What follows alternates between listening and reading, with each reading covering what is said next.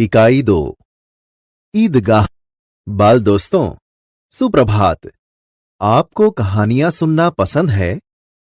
हाँ टीचर, हमें कहानियां सुनना बहुत पसंद है। टीचर, मेरे घर पर दादी मुझे रोज एक कहानी सुनाती है। अच्छा तो चलो, आज मैं आपको एक कहानी सुनाता हूं। आप सब ध्यान से सुनना। इस कहानी का नाम ईदगाह है। उसके लेखक प्रेमचंद है। तो सबसे पहले हम कहानी के लेखक के बारे में थोड़ा सा परिचय सुन लेते हैं।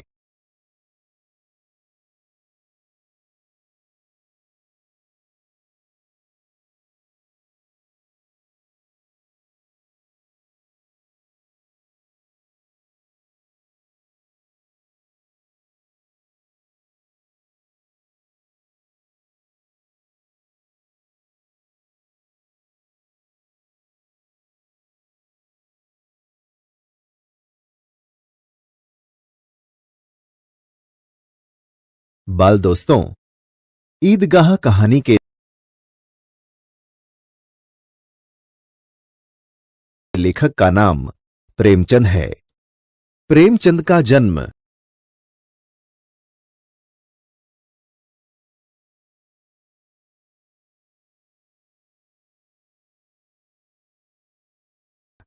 1880 में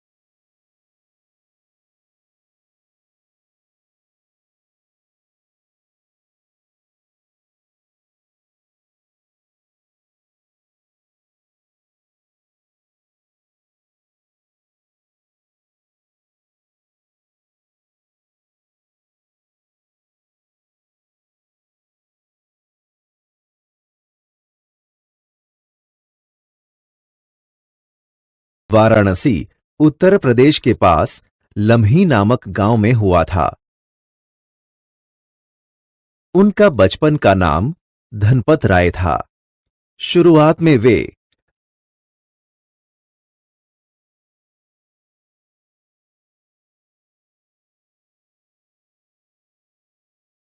नवाब राय उपनाम से उर्दू में लिखते थे। बाद में प्रेमचंद नाम से हिंदी में लिखने लगे। मैट्रिक उत्तीर्ण होते ही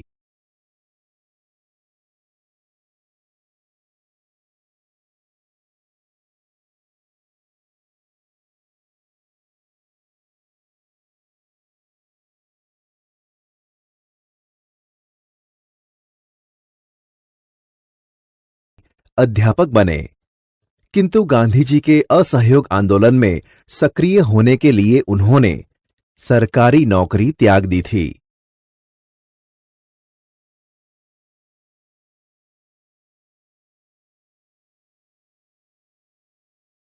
गोदान प्रेमचंद का सर्वश्रेष्ठ उपन्यास है। उनकी कहानियां मानसरोवर भाग 1 से 8 में संकलित हैं। साहित्य में प्रगतिवाद चेतना को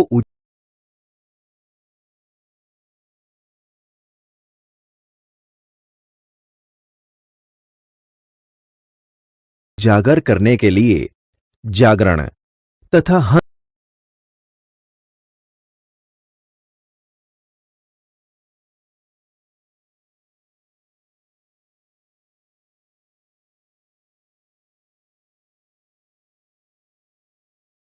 हंस पत्रिकाओं का संपादन किया था।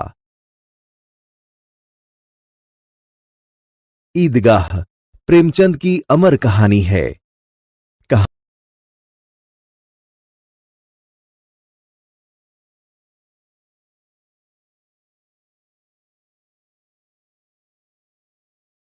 कहानी में एक बालक अपने दोस्तों के साथ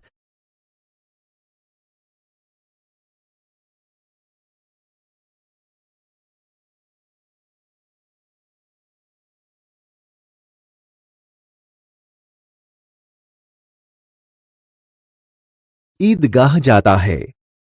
वह बालक अपनी इच्छाओं का दमन करता है। इस कहानी में प्रेम और उपयोगी चीज खरीदने की विवेकपूर्ण बुद्धिमत्ता प्रकट की है। तो चलो बाल दोस्तों, हम यह कहानी सुनते हैं और समझते हैं। रमजान के पूरे 30 रोजों के बाद आज ईद आई है। कितना मनोहर, कितना सुहावना प्रभात है। आज का सूर्य देखो, कितना प्यारा, कितना शीतल है। मानो संसार को ईद की बधाई दे रहा है। गांव में कितनी हलचल है। ईदगाह जाने की तैयारियां हो रही हैं। किसी के कुर्ते में बटन नहीं है। पड़ोस के घर में सुई धागा लेने दौड़ा जा रहा है। किसी के जूते कड़े हो गए हैं। उनमें तेल डालने के लिए तेली के पास भागा जाता है। जल्दी जल्दी बैलों को सानी पानी दे दें। ईदगाह से लौटते लौटते दोपहर हो जाएगी। 3 कोस का पैदल रास्ता, फिर सैकड़ों आदमियों से मिलना भेंटना। दोपहर के पहले लौटना असंभव है। लड़के सबसे ज्यादा प्रसन्न हैं। किसी ने 1 रोजा रखा है, वह भी दोपहर तक। किसी ने वह भी नहीं। लेकिन ईदगाह जाने की खुशी उनके हिस्से की चीज है। रोजे बड़े बड़ों के लिए होंगे, इनके लिए तो ईद है। रोज ईद का नाम रटते थे, आज वह आ गई। अब जल्दी पड़ी है कि लोग ईदगाह क्यों नहीं चलते। उनकी अपनी जेबों में तो कुबेर का धन भरा हुआ है। बार बार जेब में से अपना खजाना निकालकर गिनते हैं और खुश होकर फिर रख देते हैं। महमूद गिनता है, 1, 2, 10, 12। उसके पास 12 पैसे हैं। मोहसिन के पास 1, 2, 8, 9, 15 पैसे हैं। इन्हीं अनगिनत पैसों से अनगिनत चीजें लाएंगे। खिलौना, मिठाइयां, गेंद और जाने क्या क्या। और सबसे ज्यादा प्रसन्न है हामिद। गरीब सूरत, दुबला पतला लड़का, जिसका बाप गत वर्ष हैजे की भेंट हो गया। फिर एक दिन मां भी मर गई। अब हामिद अपनी बूढ़ी दादी अमीना की गोद में है और उतना ही प्रसन्न है। हामिद के पांव में जूते नहीं हैं।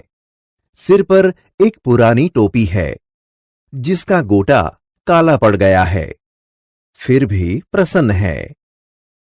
अभागिन अमीना अपनी कोठरी में बैठी रो रही है।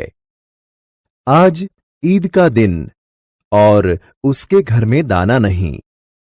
इस अंधकार और निराशा में वह डूबी जा रही है।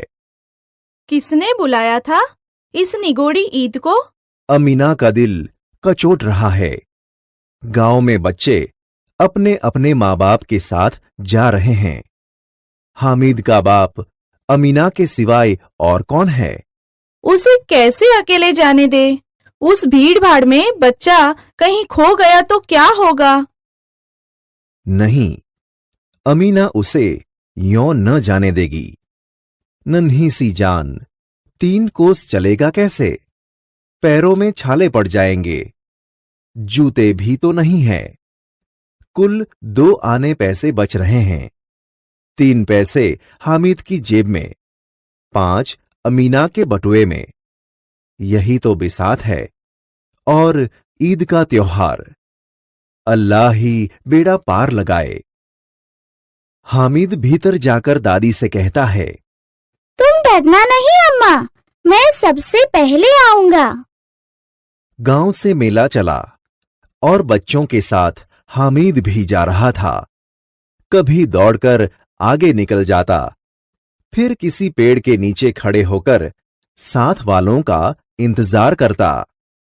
हामिद के पैरों में तो जैसे पर लग गए हैं, वह कभी थक सकता था। बड़ी बड़ी इमारतें आने लगीं। यह अदालत है। यह कॉलेज है, यह कलाघर है, आगे चलें।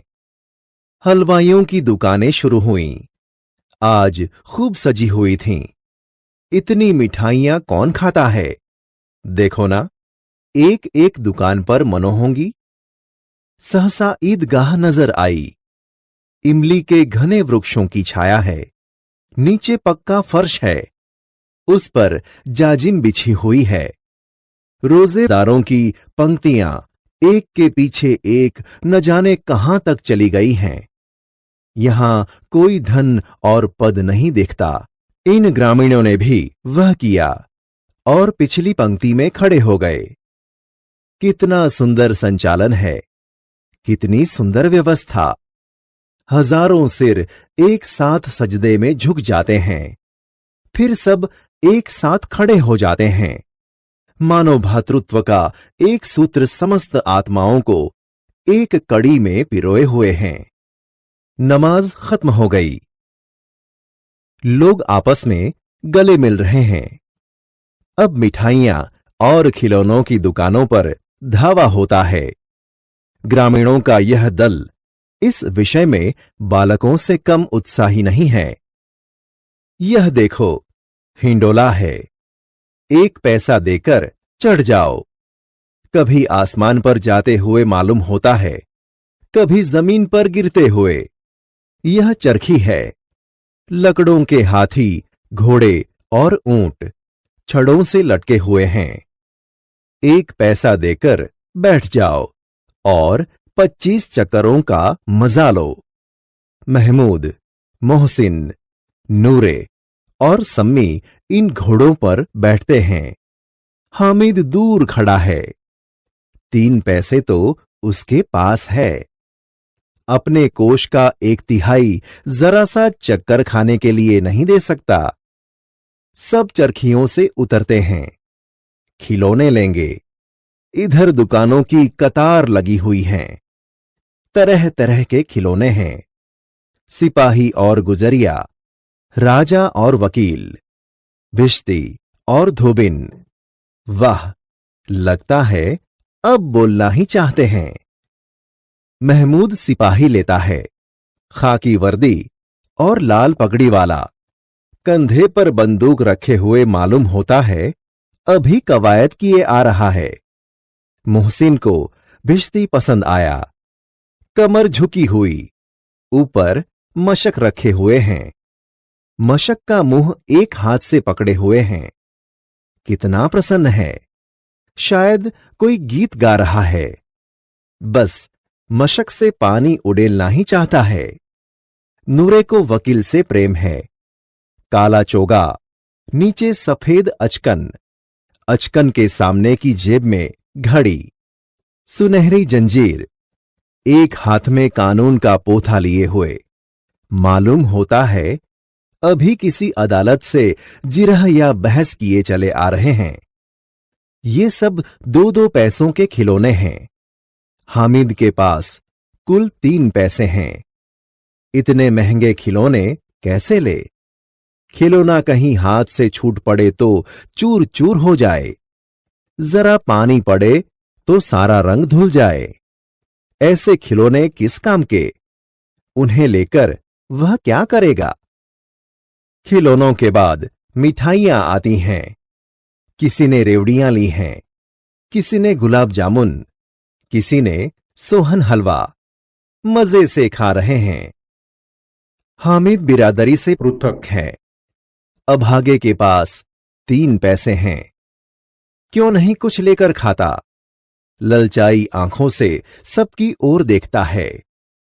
मिठाइयों के बाद कुछ दुकानें लोहे की चीजों की है, कुछ गिलट और कुछ नकली गहनों की। लड़कों के लिए यहां कोई आकर्षण नहीं है। वे सब आगे बढ़ जाते हैं। हामिद लोहे की दुकान पर रुक जाता है। कई चिमटे रखे हुए हैं। उसे ख्याल आया, दादी के पास चिमटा नहीं है। तवे से रोटियां उतारती हैं तो हाथ जल जाते हैं।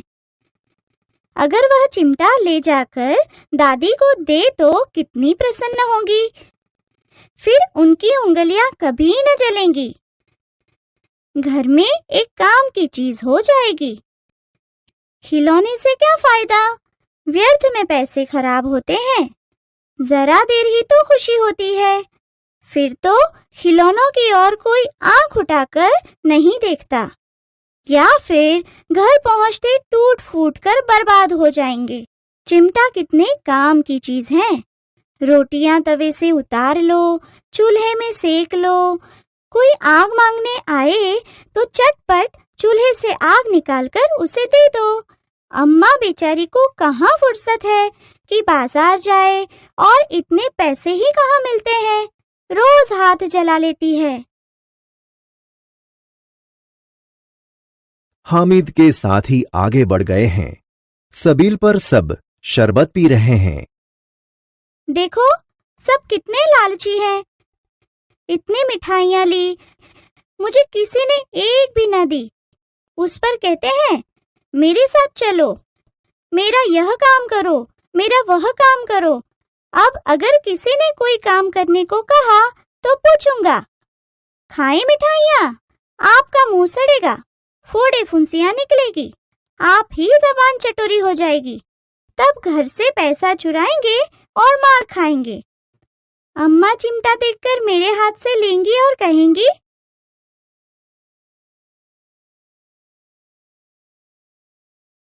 मेरा बच्चा अम्मा के लिए चिमटा लाया है। कितना अच्छा लड़का है। इन लोगों के खिलौनों पर कौन इन्हें दुआएं देगा? बड़ों की दुआएं सीधे अल्लाह के दरबार में पहुंचती हैं और तुरंत सुनी जाती हैं। मेरे पास पैसे नहीं है तो क्या? मैं गरीब सही, किसी से कुछ मांगने तो नहीं जाता। उसने दुकानदार से पूछा, यह चिमटा कितने का है? 6 पैसे लगेंगे। हामिद का दिल बैठ गया। फिर भी बोला, ठीक ठीक बताओ। ठीक ठीक 5 पैसे लगेंगे। लेना है तो लो, नहीं तो चलते बनो। हामिद ने कलेजा मजबूत करके कहा। 3 पैसे लोगे? और वह आगे बढ़ गया ताकि दुकानदार की धुड़कियां न सुने। लेकिन दुकानदार ने धुड़कियां नहीं दीं, बुलाकर चिमटा दे दिया। हामिद ने उसे इस तरह कंधे पर रखा मानो बंदूक है। फिर शान से अकड़ता हुआ संगियों के पास गया। मोहसिन ने हंसकर कहा, यह चिमटा क्यों लाया बुद्धू? इसका क्या करेगा? हामिद ने चिमटे को जमीन पर पटक कर कहा, जरा अपना भिस्ती तो जमीन पर गिराओ, सारी पसलियां चूर चूर हो जाए बच्चों की। महमूद बोला, तो यह चिमटा कोई खिलौना है? हामिद ने कहा, खिलौना क्यों नहीं है?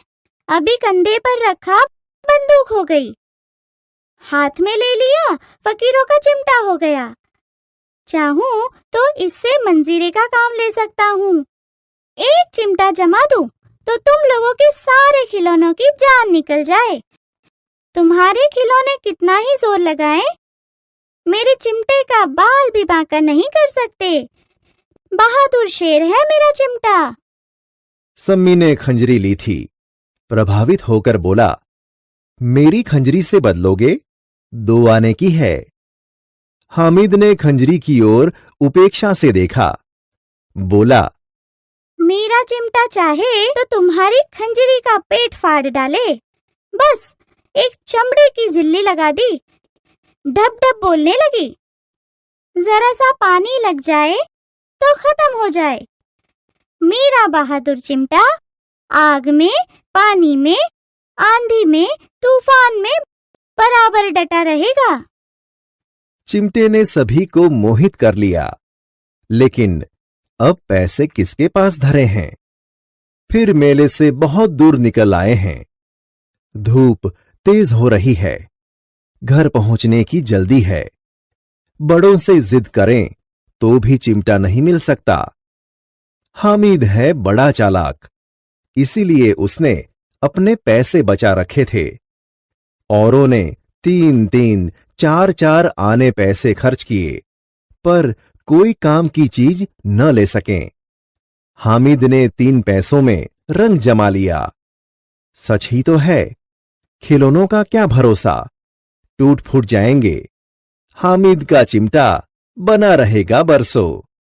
मोहसिन ने कहा, जरा अपना चिमटा दो, हम भी देखें। तुम हमारा भिश्ती लेकर देखो। महमूद और नूरे ने भी अपने अपने खिलौने पेश किए।